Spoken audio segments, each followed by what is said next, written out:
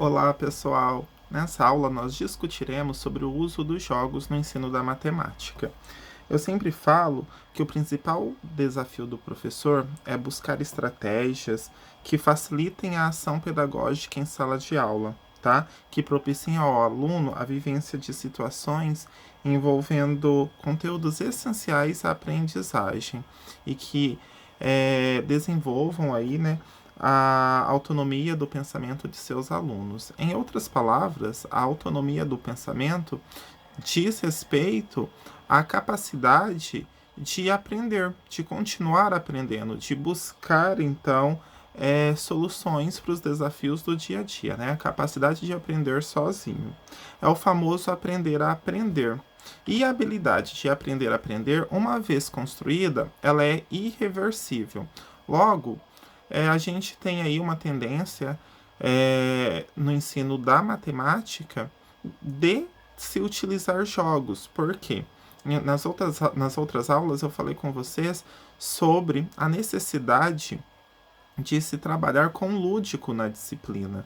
Até, até também para a gente não criar ou desmistificar esse ensino da matemática que muitas vezes é visto como dificultoso, como desnecessário, né? Então a gente viu aí na aula anterior mesmo a tendência da modelagem matemática, que preza principalmente pela finalidade da matemática, da presença da matemática no dia a dia, para que o aluno enxergue, né, e que a matemática ela está presente no nosso dia a dia. E então é interessante que o professor, para que ele desenvolva aí essa capacidade, né, essa habilidade do aprender a aprender, é necessário então que ele propicie, para que ele crie atividades que possibilitem condições suficientes para o aluno interpretar texto, né? Que desenvolvam habilidades como a organização, atenção, concentração. E a utilização dos jogos no ensino, ele possibilita, então, o desenvolvimento dessas habilidades, além também da habilidade de analisar criticamente e coordenar possibilidades. Além de tudo isso, ele também propicia o desenvolvimento da linguagem, da criatividade, da interação social e a formação moral, pois para jogar é preciso respeitar regras e normas. Coloquei isso no slide de vocês, né? Então lá, essa questão da interação social, ela é muito presente por quê? Porque assim, ao passo em que eu estou ali jogando, eu tenho também que rebater as jogadas, não é? Do outro jogador. E para eu rebater essas jogadas sempre dependem de outro. Então, assim, favorece a questão do convívio social, pelo respeito às regras, até porque as regras elas têm que ser o quê? Socialmente aceitas. Né? Então, tem que haver um consenso ali entre as regras. E a formação moral também. Por quê? Porque eu preciso enxergar as coisas do ponto de vista do outro, ou seja, do ponto de vista diferente do meu, aprendendo a respeitar as opiniões diferentes. Por isso que o jogo ele é muito bem visto na educação como um todo, tá? E eu comecei do segundo slide, então estou voltando ali para o primeiro slide, que a fundamentação, né, a justificativa, então, do jogo no ensino da matemática, ela é sempre vista pelo fato de que a matemática pode e deve ser vista pelo lado lúdico. E principalmente na questão, né, do ponto de vista, na fundamentação aí da gente ter uma aprendizagem significativa, não apenas uma aprendizagem para cumprir aí os currículos escolares, né, uma matemática aí somente para que eu tenho que passar esse conteúdo porque está no currículo e tô nem aí se o aluno vai utilizar na vida dele ou não. Então, a utilização do jogo no ensino da matemática, ela vem também para que haja uma aprendizagem significativa, tá? Através dos jogos, a gente consegue interação, superação e reflexão. Interação porque é tudo isso que eu já falei para vocês. A gente precisa conviver, a gente precisa enxergar o ponto de vista do outro. Superação, porque esse jogo me desafia. Então apresenta ali algumas situações, problemas, e eu tenho que me debruçar sobre ele para resolver. E a reflexão, porque eu penso sobre quais foram as minhas estratégias. Muitas vezes eu tenho que me desfazer dessas estratégias e elaborar outras para que eu consiga aí seguir o caminho, tá? E Piaget, ele define 3 tipos de jogos, então, gente. São jogos de exercício, os jogos simbólicos e os jogos de regra. Os jogos de exercício, eles são característicos ali do período sensório-motor, que são aqueles jogos repetitivos e funcionais que visam, na verdade, a formação de hábitos na criança. O segundo tipo de jogos aí são jogos simbólicos, porque eles vêm depois dos jogos de exercício, tá? E eles são caracterizados ali pelo seu valor analógico. Então, repete com a criança aquilo que ela assimilou em seus jogos de exercício. Então, trata-se de repetir um conteúdo que a criança assimilou anteriormente. Ou aplicar como forma de conteúdo as formas de esquemas de ação que assimilou em seus jogos de exercício. Exemplo, gente. Então a gente tem aí os jogos de bonecas como jogos simbólicos. E que Vygotsky também fala um pouco sobre os jogos simbólicos. Fala um pouco, não, fala muito, né? Ele fala que quando uma criança está repetindo uma ação, ela não é somente uma ação mecânica. Ela está desenvolvendo ali outros esquemas mentais. Mas não vou me adentrar nisso. E o terceiro tipo de jogo que Piaget define são jogos de regras. E que são muito importantes, na verdade, porque eles são coletivos, eles favorecem o convívio social devido à necessidade de se respeitar as regras. E favorecem, então, o desenvolvimento afetivo e cognitivo. Afetivo, eu acabei de falar, porque a gente precisa enxergar o ponto de vista do outro, a gente precisa rebater a jogada, e para isso eu preciso entender a forma de como o outro pensa, que muitas vezes é diferente de mim, tá?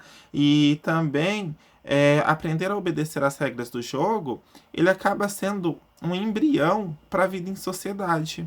Por quê? Porque eu preciso respeitar a opinião do outro, preciso respeitar o ponto de vista do outro, que muitas vezes é diferente do meu, tá bom? E outro aspecto importante aí do ponto de vista aí, né, afetivo, é a liberdade inerente à prática do jogo, que, apesar de inserida em um sistema que a define por meio de regras, é aceita espontaneamente, tá? E do ponto de vista, então, cognitivo, então, assim, os jogos, eles nada mais são do que uma atividade aí. É uma situação artificial que propõe uma situação-problema, um desafio, né, pro aluno, e que a gente, então, vai se debruçar em resolvê-lo. E eu coloquei no slide de vocês, jogo é igual situação artificial, porque é uma situação artificial, mas essa situação artificial, ela então é objetiva, ela então permite aí, o enriquecimento de estruturas mentais, e podem servir de modelo ao aluno, habilitando-o a transferir estratégias utilizadas no contexto de jogos para outras situações. Ou seja, algumas habilidades, algumas estratégias que o aluno utiliza ali no jogo, ele também poderá elaborar em um plano maior, que ele poderá utilizar em outras situações aí no seu dia a dia. E Kodama, ele fala que uma má jogada constitui uma excelente oportunidade aí para o professor de intervir, tá? Então ele pode levar o aluno aí a analisar os erros, ou seja, levar o aluno a pensar ali que ações dele levaram a prejudicar aquela rodada, e então se debruçar aí a resolver essas situações, tá bom? Particularmente em relação ao ensino da matemática, o trabalho pedagógico com jogos envolve raciocínio dedutivo para jogada, para argumentação e troca de informações, além de permitir a comprovação da eficiência de estratégias pensadas. Outra coisa também, pessoal, os jogos, eles resgatam o lúdico na sala de aula e diminuem também os bloqueios apresentados pelas crianças em relação ao ensino da matemática. Uma coisa importante aqui é que a gente não pode pensar em se trabalhar em jogos em uma sala e querer uma sala quieta, uma sala em que todos estejam ali quietinhos, sem argumentar, sem questionar.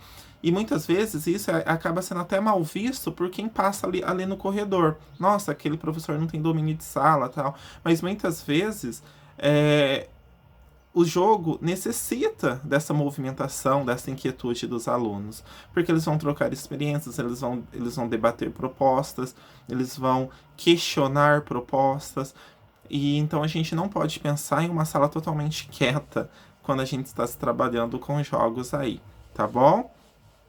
E ao escolher trabalhar com jogos no ensino de matemática, o professor propicia a aprendizagem de um conceito ou de uma habilidade. Portanto, tanto o jogo escolhido quanto a forma em que ele é utilizado deve servir ao cumprimento desse objetivo. Pessoal, a gente deve se atentar também em relação aos jogos, eles não serem muito fáceis, mas também não serem muito difíceis, porque em ambas as situações eles vão ocasionar o desinteresse dos alunos pelo jogo, né? Porque se é muito difícil, eu não vou conseguir resolver de jeito nenhum. Então, para que eu vou ficar tentando? E se é muito fácil, é fácil demais. Eu já sei para que eu preciso ficar trabalhando com isso. Então, acaba ocasionando o desinteresse, tá? Então, coloquei ali alguns cuidados a serem tomados. Optar por aqueles que vão além da fase de tentativas e erros. Porque o jogo ele também não deve se constituir em um fator que vai contribuir para a baixa estima do estudante. Ele deve, ao contrário, ele deve possibilitar, então, condições pedagógicas favoráveis ao desenvolvimento da autoestima da criança, tá? Eu coloquei também que deve ser evitado tanto os jogos fáceis quanto os difíceis, porque eu já falei sobre isso.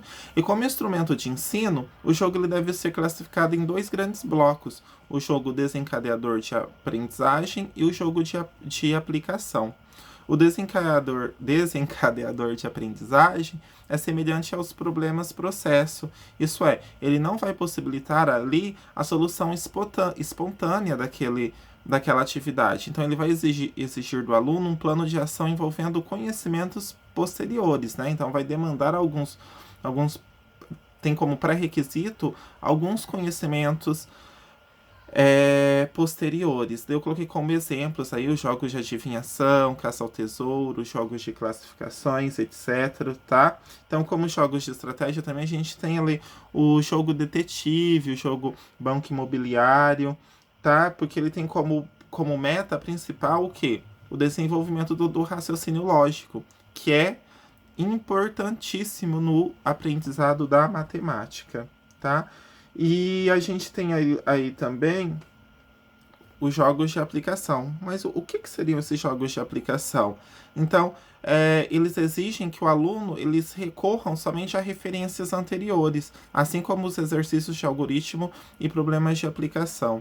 Então, eles são, na verdade, como se fossem aqueles jogos de treinamento, aqueles jogos de fixação. Ou seja, eu aprendi, eu dei determinado conteúdo para o aluno e para a gente fixar, então eu vou trabalhar aí com os jogos de aplicação. Eles servem como reforço, tá?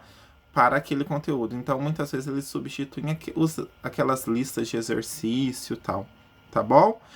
Eu vou falar sobre um joguinho que eu esqueci até de pegar. É um joguinho que eu trabalhei com os meus alunos quando eu estava ensinando soma para eles até 10, tá, pessoal? Então, esse joguinho ele se chama Sempre 10. Então, são algumas cartas que tem números de 1 a 9. Então, por exemplo, eu peguei 3 cartas, o adversário pegou 3 cartas. Na verdade, começa com 6 cartas. Então, é como se fosse um jogo de baralho, tá? E daí, aqui, olha, eu tenho as cartas 7, 3 e 4. Então eu tenho que formar 10. 7, 3 deu 10. Elimina essas cartas. Fiquei só com 4. E daí o outro jogador vai fazer a jogada dele. E assim, se eu achar o 6 aqui, ou se eu fizer assim, ó. 4 com 2, 6. Com mais 2, 8. Com mais 2, 10. Eu ganho. Então é como se fosse um jogo de baralho que a gente tem que ir comprando e ir jogando. Então, isso daqui você trabalha muito com soma. Então, para que eu ficar passando somente atividade no quadro, por exemplo, as contas no quadro para o aluno realizar? Então, eu posso fazer um joguinho desse, que olha, eu usei papel sulfite mesmo, eu imprimi daí os números na folha, recortei e passei contact dos dois lados. Ou também você pode passar fita adesiva. Pronto, já tem um jogo aqui de adição que os alunos vão jogar por muito e muito tempo e eu vou estar trabalhando a adição. E assim, por enquanto, é sempre 10, mas eu posso fazer sempre 12, sempre 15, sempre 20. Então, é um joguinho bacana que dá para se trabalhar em sala de aula. É isso, pessoal. E daí tem aí 5 atividades para vocês realizarem, tá bom? Que são 4 perguntas e uma pesquisa de um jogo que seja interessante para se trabalhar no ensino fundamental. E você vai descrever como esse jogo funciona e quais os conteúdos ou habilidades que a gente vai trabalhar com os alunos. Não vale esse jogo aqui, tá? Que é o Sempre 10. É isso, pessoal. Qualquer dúvida, me procurem, tá?